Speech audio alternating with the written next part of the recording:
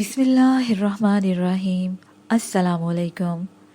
आज हम आपके लिए मारूफ रूहानी स्कॉलर हाजा शमसुद्दीन अज़ीमी की किताब मुराकबा का पार्ट नंबर 13 सफ़ा नंबर 121 से रिकॉर्ड कर रहे हैं। नारंगी रोशनी। सीने के अमराज मसलन दको सिल, पुरानी खांसी, दमा वगैरह के लिए मुफीद इलाज है। एक साहब को सिल का मर्ज था। 2 साल से उनके फेफड़े इस कदर मुतासिर थे कि उन्हें खून की उल्टियाँ हो जाती थीं। इन्हें नीली रोशनी के मुराकबे के साथ साथ नारंगी शुआओं का तेल मालिश के लिए दिया गया। 2 माह के इलाज से इनके अंदर ये तब्दीली आई कि खून की उल्टियाँ पहले की निस्बत बहुत कम हो गईं। 6 माह के बाद अल्लाह के फजलो करम से इन्हें इस मूजी मर्ज से निजात मिल गई। अतर हुसैन फालिया से लिखते हैं कि अरसा 12 साल से दमा की शिकायत में मुब्तला हूँ और अब तो उम्मीद भी टूटती जा रही है। बड़ी आस के साथ इस उम्मीद पर रजू कर रहा हूँ कि अज़ीमी साहब कोई खसूसी नज़र फरमाएंगे। इन्हें भी नारंगी शुआओं का मुराकबा और पानी का इलाज कराया गया। अल्लाह के फजल से 12 साल पुरानी बीमारी का खात्मा हो गया। सब्ज़ रोशनी। हाई ब्लड प्रेशर और खून में हिद्दत से पैदा होने वाले अमराज, जल्दी अमराज, हारिश, आतशिक, सोजाक, छीप वगैरह का इलाज है। केस। नसरुल्लाह बेग मर्दान से लिखते हैं, मेरे सारे जिस्म पर हारिश थी। 3 साल इलाज होता रहा, मगर हाल ये था कि हारिश से जख्म बन जाते थे। बड़ी तकलीफ़ थी। बिलाहिर सब्ज़ रोशनी के मुराकबा और सब्ज़ रोशनी के पानी से 5 माह के अरसे में इस तकलीफ़ से मुकम्मल निजात मिल गई। नाहिद फ़ातिमा मियाँ वाली हाई ब्लड प्रेशर के मर्ज़ में शदीद तौर पर मुब्तला थी। इतनी ज़्यादा कभी कभी हालत ख़राब हो जाती कि घर का काम काज भी मुश्किल हो जाता। इसी तरह छोटे छोटे बच्चे भी नज़रअंदाज हो रहे थे। सुबह शाम सब्ज़ रोशनी का मुराकबे से और रात को कमरे में सब्ज़ बल्ब रोशन रखने से 20 दिन में हालत सुधर गई। सुंदस बतूल पेशावर से लिखती हैं कि मेरे सारे जिस्म पर छीप पड़ जाती थी, जिसकी वजह से मैं सख्त एहसास कमतरी का शिकार थी। सब्ज़ रोशनी के इलाज से मेरी ये शिकायत अब ख़त्म हो चुकी है। इस इलाज के साथ साथ मैंने समुद्री सीप का इलाज भी किया था। सुर्ख रोशनी। लो ब्लड प्रेशर, एनीमिया, घंटिया, दिल का घटना, दिल का डूबना, तवानाई का कम महसूस करना, बुज़दिली, नर्वस ब्रेकडाउन, दिमाग में मायूस कुन ख्यालात आना, मौत का खौफ, ऊंची आवाज़ से दिमाग में चोट महसूस होना वगैरह वगैरह के लिए सुर्ख रोशनी का मुराकबा कराया जाता है। केस। डॉक्टर नियाज हुसैन लिखते हैं, 1 साल से मेरी बीवी नर्वस ब्रेकडाउन का शिकार थी। मेडिकल में इस मर्ज़ के लिए ज़्यादातर नशा आवर दवाइयाँ इस्तेमाल कराते हैं, जिससे दिमाग की हरकत इस कदर सुस्त पड़ जाती है कि मरीज़ को नींद आ जाती है। नींद की वजह से उसका असाबी तनाव दूर हो जाता है। मैंने 6 माह तक बीवी को इन अद्वियात पर रखा, मगर वो इनकी आदी होने लगी और दवा ना खाने की सूरत में इस पर नर्वस ब्रेकडाउन का पहले से भी शदीद दौरा पड़ने लगा। मैंने अपनी बेगम को सुर्ख रोशनियों का मुराकबा कराया। बीमारी के असरात चेहरे से मफकूद हैं। बिलाशिबा मुराकबे से इलाज नहायत ही मौसर और बेज़रर इलाज है। अब मैं अक्सर अपने मरीज़ों को मेडिकल के साथ साथ मुराकबे का इलाज भी बता देता हूँ, ताकि नोहे इंसानी इस फैज़ान नेमत से भरपूर फ़ायदा उठाए। सबगतुल्लाह लिखते हैं कि मेरा दिमाग हर वक्त मायूस कुन ख्यालात की आमाज का बना रहता था। वजह इसकी कुछ न थी, बस दिल हर वक्त नेगेटिव सोच में डूबा रहता था। सुर्ख रोशनी के मुराकबे से मेरी सोचों में मस्बत तब्दीली आ गई। जामनी रोशनी।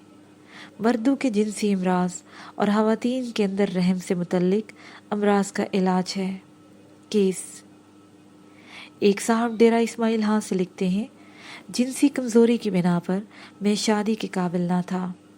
इसकी वजह से शदीद एहसास कमतरी का शिकार था। जामनी रोशनियों के मुराकबा और जामनी तेल की मालिश ने मेरी ये कमज़ोरी काफ़ी हद तक ख़त्म कर दी है। एक खातून चीचा वतनी से लिखती हैं, मेरी शादी को अरसा 5 साल गुजर गए। औलाद से महरूमी थी। डॉक्टर रहम के अंदर वरम बताते थे, बहुत इलाज कराया। बिलाहिर जामनी रोशनी का मुराकबा और जामनी तेल की मालिश ने रहम के अंदर का वरम दूर कर दिया। अब मैं उम्मीद से हूँ। गुलाबी रोशनी, मिर्गी, दिमागी दौरे, जहन और हाफजा का मौफ हो जाना, डर और खौफ, अदम तहफ़्फ़ुज़ का एहसास, ज़िंदगी से मुतल्लिक मनफी ख़यालात आना दुनिया से बेजारी से निजात पाने के लिए मौसर इलाज है। केस सलमान इंसारी ठट्ठा से लिखते हैं, मैं अरसा दराज से मिर्गी के मर्ज़ में मुब्तला था। इसमें बड़ी अजियतें भी उठाई हैं। कई बार बाज़ार में चलते चलते दौरा पड़ गया, गिर गया और चोटें लगी। एक दफ़ा नहाते हुए दौरा पड़ गया। 1 घंटे के बाद लोगों को पता चला। गर्ज ये कि मेरी देखभाल के लिए लोग साथ रहते थे, जिसका मुझे हर वक्त एहसास रहता था। भला हो अजीमी साहब का, जिन्होंने गुलाबी रोशनियों का मुराकबा तजवीज़ करके मेरी मसीहाई की है। मुझे यकीन है कि इंशाअल्लाह मैं मुकम्मल तौर पर शिफायाब हो जाऊंगा। शीमा नाज़ली हैदराबाद से लिखती हैं, मुसलसल डर और खौफ ने मेरी तबीयत में बुज़दिली और एहसास कमतरी भर दी थी। शादी के बाद की ज़िंदगी मेरे लिए किसी इम्तिहान से कम ना थी। हर वक्त शोहर का और सास नंदू का खौफ दिल पर इस तरह तारी रहता कि बावजूद तमाम काम करने के दिल की दहशत ख़त्म नहीं होती। और कोई कुछ कहे ना कहे, मैं खुद हर वक्त अंदर ही अंदर पत्ते की तरह लरसती रहती थी। इसके साथ ही अल्लाह मियाँ का खौफ भी मेरे मिजाज का एक हिस्सा बन चुका था। अपनी नज़र में मेरा हर फेल एक गुनाह लगता और मैं हर वक्त अल्लाह से डर डर कर माफ़ी मांगती रहती। इस दबाव ने मेरे तमाम असाब को अपनी लपेट में ले लिया और मैं हर वक्त मुज़महिल रहने लगी। मेरे शौहर ने मुझे गुलाबी रोशनी का मुराकबा करने को कहा। 2 माह के बाद आज मैं मुतमईन हूँ और काफ़ी हद तक मुझे यकीन है कि मैं मुकम्मल तौर पर सेहतयाब हो जाऊंगी। मर्तबाए एहसान। 100 बार दरूद शरीफ और 100 बार या हय्यो या कय्यूम पढ़कर बंद आंखों से ये तसव्वुर किया जाए कि मैं अल्लाह ताला को देख रहा हूँ या अल्लाह ताला मुझे देख रहे हैं। इस मुराकबे से बंदे का अल्लाह के साथ ताल्लुक़ कायम हो जाता है और उसके अंदर से खौफ और गम खत्म हो जाता है। मर्तबा एहसान का मुराकबा क़याम सलावात के लिए नहायत ही मुफीद मश्क है। जैसे कि हमारे नबी करीम सल्लल्लाहु अलैहि वसल्लम का इरशाद है, जब नमाज में खड़े हो तो ये तसव्वुर करो तुम अल्लाह को देख रहे हो या अल्लाह तुमको देख रहा है। इस मुराकबे की मशक से अल्लाह का तसव्वुर कायम हो जाता है और नमाज में सरूर आने लगता है। सादिया हानम शाकोट से लिखती हैं, मुर्शिद करीम की इजाज़त से मैंने मर्तबा एहसान का मुराकबा शुरू किया। इसकी कैफियत दर्ज झेल हैं। मुराकबे में देखती हूँ कि मैं अर्श के नीचे हूँ। जिस ज़मीन पर हूँ वो ज़मीन पारे की है और मेरे लिए नहायत ही नर्म और मुलायम बिस्तर लगा हुआ है। मैं इस पर नहायत ही आराम से बैठी हूँ। ऊपर से अल्लाह ताला के नूर की रोशनी मुझ पर पड़ रही है। ख्याल आया कि ये अल्लाह ताला की बिनाई का नूर है और अल्लाह पाक मुझे देख रहे हैं। अल्लाह ताला की नज़र में मुझे नहायत ही मोहब्बत और शफ़क़त महसूस हुई। मुझे ऐसे लगा जैसे मैं एक छोटी सी बच्ची हूँ। मेरे दिल में अल्लाह पाक को देखने का शौक़ है। मैंने अल्लाह से पूछा, या अल्लाह मैं कब आपको देख सकूँगी? अल्लाह ने फरमाया, अभी तुम बहुत छोटी हो, जब तुम बड़ी हो जाओगी तो फिर हमको देख सकोगी। मैं अल्लाह से बराबर सवाल किए जा रही हूँ कि मैं कब बड़ी होंगी। मुझे आपको देखने का बहुत इश्तियाक है। پھر اس کے بعد خیال آیا کہ اللہ کو میں تو نہیں دیکھ سکتی، مگر اللہ تو مجھے دیکھ رہے ہیں، اللہ میری بات بھی سمجھ رہے ہیں، میں بھی جب بڑی ہو جاؤں گی تو اللہ کو دیکھ لوں گی۔ اس خیال نے میرے اندر ایک اطمینان بھر دیا۔ میرا رواں رواں اس اطمینان کی خوشی اور لطافت کو محسوس کرنے لگا۔ رشید خان، ڈیرہ غازی خان۔ مرشد کریم کی اجازت سے مرتبہ احسان کا مراقبہ کیا۔ کیا دیکھتا ہوں کہ عرش کے نیچے کھڑا ہوں اور عرش سے نور کا دریا آبشار کی صورت میں میرے اوپر آ رہا ہے۔ اس کی شعائیں میرے سر سے اندر داخل ہو کر میری آنکھوں کے اندر جذب ہونے لگی۔ مجھے ایسا لگا کہ میں نے دوربین لگا لی ہے جس سے مجھے صاف دکھائی دے رہا ہے۔ میں نے دیکھا اور محسوس کیا کہ اس نور کی دھار میرے جسم کے ارد گرد لباس بن کر لپٹتی جا رہی ہے۔ ہر دھار کے ساتھ ایک لباس میرے جسم سے لپٹتا محسوس ہوا، جیسے کوئی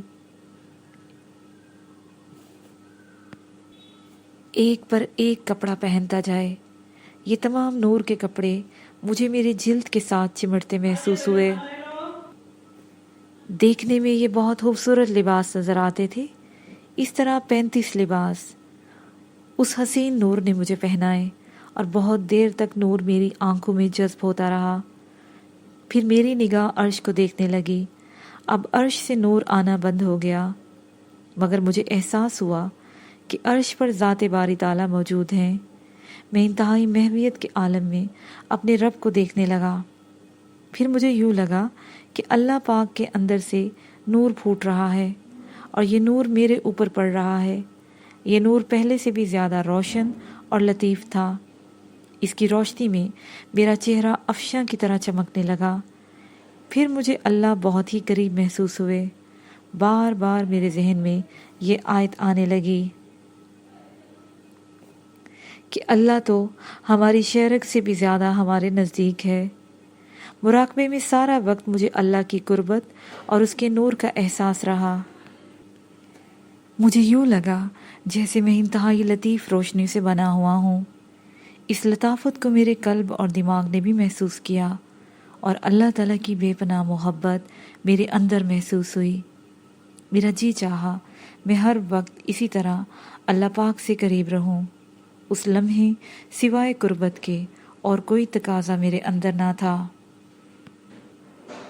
نوٹ: راہ سلوک کے مسافر اپنے مرشد کریم کی اجازت سے مراقبہ کریں۔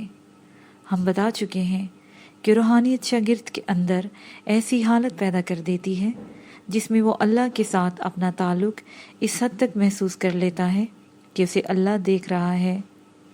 صلاۃ کا پروگرام اس بات کی تکرار ہے کہ بندے کا تعلق ہر وقت اور ہر لمحہ اللہ سے قائم ہے اور اللہ تعالیٰ ہر آن اس کے ساتھ موجود ہے۔ جب انسان صلاۃ کے اندر اس بات کی مشق مکمل کر لیتا ہے تو اللہ تعالیٰ کے حضور حاضری کا ادراک مشاہدہ بن جاتا ہے۔ اس مقام کو رسول صلی اللہ علیہ وآلہ وسلم نے مرتبہ احسان کا نام دیا ہے۔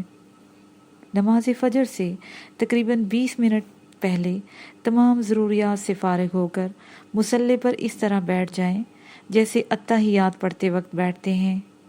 آنکھیں بند کر کے تصور کریں کہ آپ اللہ کے حضور حاضر ہیں اور اللہ آپ کے سامنے موجود ہے۔ 5 سے 10 منٹ تک یہ تصور کرنے کے بعد نماز فجر قائم کریں۔ دوران نماز اللہ کو اپنے سامنے موجود دیکھنے کا تصور قائم رکھیں۔ نماز اس تصور میں ادا کریں کہ اللہ آپ کے سامنے موجود ہے اور آپ نماز کے تمام ارکان بارگاہ عزدی میں انجام دے رہے ہیں۔ اس طرح ذہن اللہ کی طرف ہوگا اور جسم نماز کے ارکان ادا کر رہا ہوگا۔ نماز میں آیات کی تلاوت کے وقت یہ تصور کریں کہ آپ اللہ سے مخاطب ہیں۔ سلام پھیرنے کے بعد اتحیات کی نشست میں بیٹھے بیٹھے چند منٹ تک اللہ کی موجودگی کا تصور جاری رکھیں۔ اگر آپ کو اللہ کو دیکھنے کا تصور قائم کرنے میں دشواری محسوس ہو تو یہ تصور کریں کہ آپ اللہ کے حضور موجود ہیں اور اللہ آپ کی تمام حرکات و سکنات ملاحظہ فرما رہے ہیں۔ دونوں میں سے کوئی ایک تصور قائم کیا جا سکتا ہے۔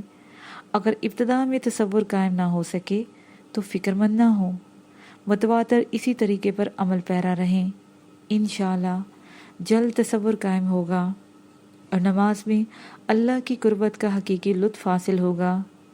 نماز ظہر اور عصر میں نماز سے پہلے چند منٹوں کے لیے اللہ حاضری، اللہ ناظری کا ورد کریں اور اللہ کی موجودگی کا تصور کریں، پھر ساری رکعتیں اسی تصور کے ساتھ ادا کریں۔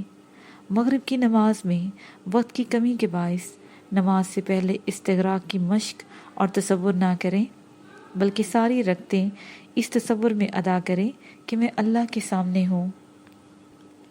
نماز عشاء سے پہلے اتحیات کی نشست میں بیٹھ کر اللہ کی موجودگی کا تصور 5 منٹ تک کرنے کے بعد فرض نماز اسی تصور میں قائم کریں۔ رات کو سونے سے پہلے کسی بھی آرام دہ نشست میں بیٹھ کر اللہ کو دیکھنے کا تصور یا یہ تصور کہ اللہ آپ کو دیکھ رہا ہے 10 منٹ تک قائم رکھیں، پھر سو جائیں۔ اگر نماز میں دل نہ لگے یا نمازیں بار بار قضا ہوتی ہیں تو 40 روز نماز فجر کی نماز باجماعت ادا کریں، انشاءاللہ کوئی نماز قضا نہ ہوگی۔ غیب کی دنیا۔ صلاۃ اس عبادت کا نام ہے جس میں اللہ کی بڑائی، تعظیم اور اس کی ربوبیت اور حاکمیت کو تسلیم کیا جاتا ہے۔ صلاۃ ہر پیغمبر پر اور اس کی امت پر فرض کی گئی ہے۔ صلاۃ قائم کر کے بندہ اللہ کے قریب ہو جاتا ہے۔ صلاۃ فواحشات اور منکرات سے روک دیتی ہے۔ صلاۃ دراصل اللہ کے لیے ذہنی مرکزیت کے حصول کا یقینی ذریعہ ہے۔ صلاۃ میں یہ ذہنی یکسوئی، کنسنٹریشن حاصل ہوتی ہے۔ حضرت ابراہیم نے اپنے بیٹے حضرت اسماعیل کو مکے کی بے آب و گیا زمین پر آباد کیا تو اس کی غرض یہ بیان کی: اے ہمارے پروردگار، تاکہ وہ صلاۃ آپ کے ساتھ تعلق و رابطہ قائم کریں۔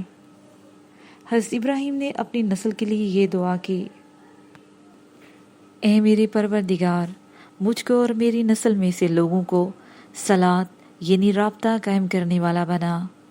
حضرت اسماعیل اپنے اہل عیال کو صلاۃ قائم کرنے کا حکم دیتے تھے۔ سورہ مریم آیت نمبر 55۔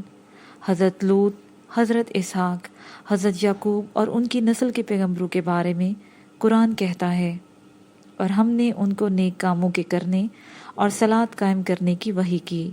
سورہ الانبیاء آیت نمبر 73۔ حضرت لقمان نے اپنے بیٹے کو نصیحت کی: اے میرے بیٹے، صلاۃ قائم کر۔ سورہ لقمان آیت نمبر 17۔ اللہ نے حضرت موسیٰ سے کہا: اور میری یاد کے لیے صلاۃ قائم کر، یعنی میری طرف ذہنی یکسوئی کے ساتھ متوجہ رہے۔ سورہ طٰہٰ آیت نمبر 14۔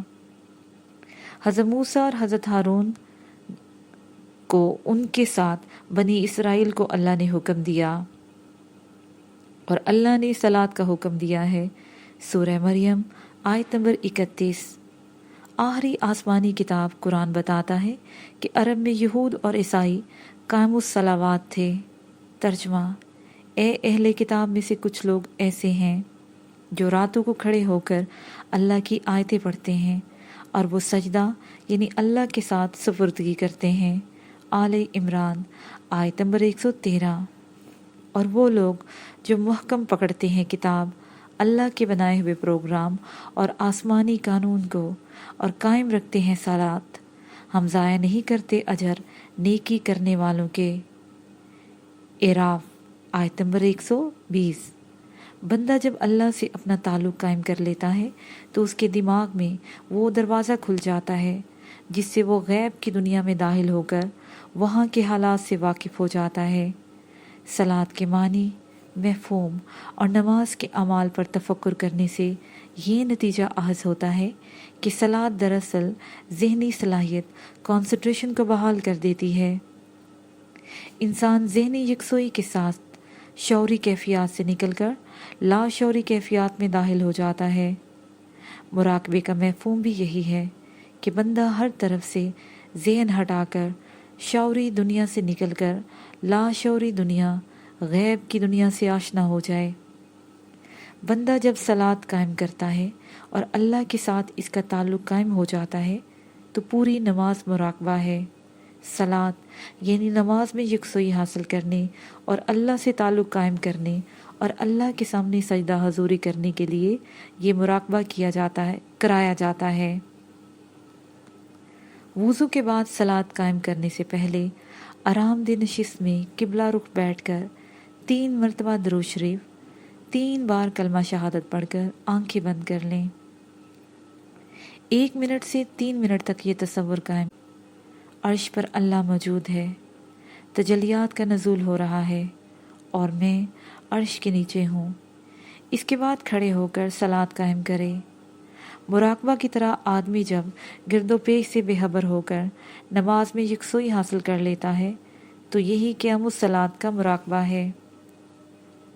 قرآن پاک اللہ کا کلام ہے اور ان حقائق و معارف کا بیان ہے جو اللہ تعالیٰ نے باوسیلہ حضرت جبرائیل حضرت محمد صلی اللہ علیہ وآلہ وسلم کے قلب اطہر پر نازل فرمایا۔ قرآن مجید کا ہر لفظ انوار و تجلیات کا ذخیرہ ہے۔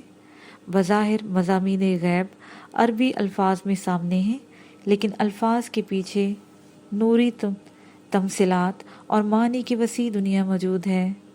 تصوف اور روحانیت میں یہ کوشش کی جاتی ہے کہ روح کی آنکھ سے الفاظ کے نوری تمثیلات کا مشاہدہ حاصل کیا جائے تاکہ قرآن پاک اپنی پوری جامعیت اور معنویت کے ساتھ روشن ہو جائے۔ قرآن مجید میں بھی اس حقیقت کی طرف اشارہ موجود ہے اور اسے حاصل کرنے کی ہدایت کی گئی ہے۔ جب بھی قرآن مجید کی تلاوت کی جائے، چاہے نماز میں تہجد کے نوافل میں یا صرف تلاوت کے وقت، آدمی یہ تصور کرے کہ اللہ اس کلام کے ذریعے مجھ سے مخاطب ہیں اور میں ملائے اعلیٰ کی معرفت اس کلام کو سن رہا ہوں۔ اس وقت وہ یہ خیال قائم رکھے کہ رحمت الہی الفاظ کے نوری تمثیلات اس پر منکشف کر رہی ہے۔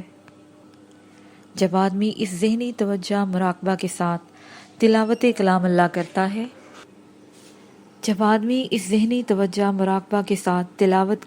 کرتا ہے تو اس نسبت میں انہماک ہوتا ہے جس نسبت سے قرآن مجید کا نزول ہوا ہے۔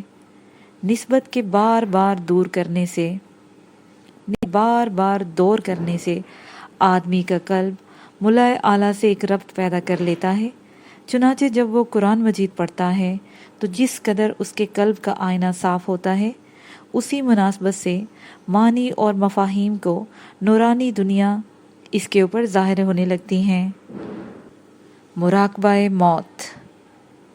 انسان کی زندگی مادی جسم کے فنا ہونے کے بعد ختم نہیں ہوتی۔ انسانی انا موت کے بعد مادی جسم کو خیر آباد کہہ کر روشنی کا بنا ہوا جسم اختیار کر لیتی ہے اور روشنی کے جسم کے ذریعے رہتی ہیں۔ اس کی مثال خواب کی حالت ہے۔ خواب میں مادی حواس روشنی کی دنیا میں کام کرنے والے حواس سے مغلوب ہو جاتے ہیں لیکن ختم نہیں ہوتے۔ اس وقت ہماری کیفیات موت سے مشابہت رکھتی ہیں، لیکن جب مادی جسم کے حواس پر روشنی کے جسم کے حواس کا اس طرح غلبہ ہو جائے کہ مادی حواس کا روشنی کے حواس پر دوبارہ غالب آنا ممکن نہ ہو تو مادی جسم تعطل کا شکار ہو کر جاتا ہے۔ اسی کا نام موت ہے۔ بیدادی حواس کو وقتی طور پر مغلوب کر کے روشنی کے حواس کو خود پر طاری کر لینے کے لیے مراقبہ موت کیا جاتا ہے۔ مراقبہ موت کی مشق میں مہارت حاصل کر لینے کے بعد کوئی شخص جب چاہتا ہے مادی حواس کو مغلوب کر کے روشنی کے حواس غالب کر لیتا ہے اور جب چاہتا ہے مادی حواس میں واپس آ جاتا ہے۔ محمد صلی اللہ علیہ وآلہ وسلم کا ارشاد ہے، مر جاؤ مرنے سے پہلے۔ حدیث شریف میں اس بات کی طرف اشارہ ہے کہ دنیا کی زندگی میں رہتے ہوئے مادی حواس کو اس طرح مغلوب کر لیا جائے کہ آدمی موت کے حواس سے واقفیت ہو جائے، یعنی وہ مادی حواس میں رہتے ہوئے موت کے بعد کی دنیا کا مشاہدہ کر لے۔ اعراف۔ کسی آرام دہ جگہ پر پشت کے بل لیٹ جائیں، फिर जिस्म के हर हिस्से पर यके बाद दीगरे तवज्जो मरकूज करके रिलैक्स करें। तसव्वुर करें कि आप रोशनी के जिस्म के ज़रिए फ़िज़ा में उड़ते हुए इस आलम की तरफ जा रहे हैं जो मौत के बाद का आलम है। रफ्ता रफ्ता रोशनी का जिस्म, जिसको जिस्म मिसाली भी कहते हैं, मुतहर्रिक होकर उस दुनिया की सैर करने लगता जिसमें इंसान बाद रहता है और मादी तकाजे पूरे करता है। आइए मौत के बाद की ज़िंदगी का खोज लगाते हैं। दोजानू बैठकर आंखें बंद कर लें। मुंह बंद करके नाक के दोनों सुराहों से गहराई में सांस लेकर सीने में रोक लें। जब तक आसानी के साथ बर्दाश्त कर सकें सांस रोके रहें और फिर मुंह खोलकर आहिस्ता आहिस्ता, बहुत आहिस्ता सांस बाहर निकालें। कब्र की गहराई का तसव्वुर करके रूहानी तौर पर कब्र के अंदर उतर जाइए। बस ठीक है, अब हम कब्र के अंदर हैं। मट्टी और काफूर की मिली जुली खुशबू दिमाग में बस गई है। यहाँ ऑक्सीजन इतनी कम है कि दम घुट रहा है। आंखें बोझल और हुमार आलूद हो गई हैं। पपोटे साकत हैं। पलके झपकने का अमल खत्म हो गया है। ये देखिए, नज़र एक जगह कायम हो गई है। आंखों के सामने स्प्रिंग की तरह छोटे छोटे दायरे और बड़े बड़े दायरे आना शुरू हो गए हैं। या बदीउल अजाइब, मंजर किस कदर खुश रंग और हसीन है। ये एकदम घुप अंधेरा कैसे हो गया? हाथ को हाथ सुझाई नहीं देता। वो देखो, सामने दूर, बहुत दूर, तकरीबन 200 मील के फासले पर हला में रही है। ज़रा इस तरफ देखिए, ये दरवाज़ा है। चलिए आते हैं। क्या खूब, यहाँ तो पूरा शहर आबाद है। बुलंदो बाला इमारतें हैं, लिखोरी ईंटों के मकान और चिकनी मिट्टी से बने हुए कच्चे मकान भी हैं। धोबी घाट भी है और नदी नाले भी, जंगल बियाबान भी हैं और फूलों फलों से लदे हुए दरख्त और बागात भी। ये एक ऐसी बस्ती है जिसमें मोहल्लात के साथ साथ पत्थर के ज़माने के गारों में रहने वाले आदमजाद भी मुकीम हैं। इधर देखिए, कितना गहरा और अंधेरा गार है। आइए झांक कर देखें, इसके अंदर क्या है। हैरत है, इसके अंदर तो आदमजाद और उनके खानदानों के लोग, उनकी रूहें आराम कर रही हैं। किस कदर शर्म की बात है कि मावराई दुनिया के इस हित्ते में सब लोग नंगे हैं और उन्हें ये एहसास ही नहीं है कि सत्तरपोशी भी कोई ज़रूरी अमल है। ये लिबास से आज़ाद लोग हमें इस तरह घूर घूर कर देख रहे हैं। ज़रा इनके करीब तो चलें।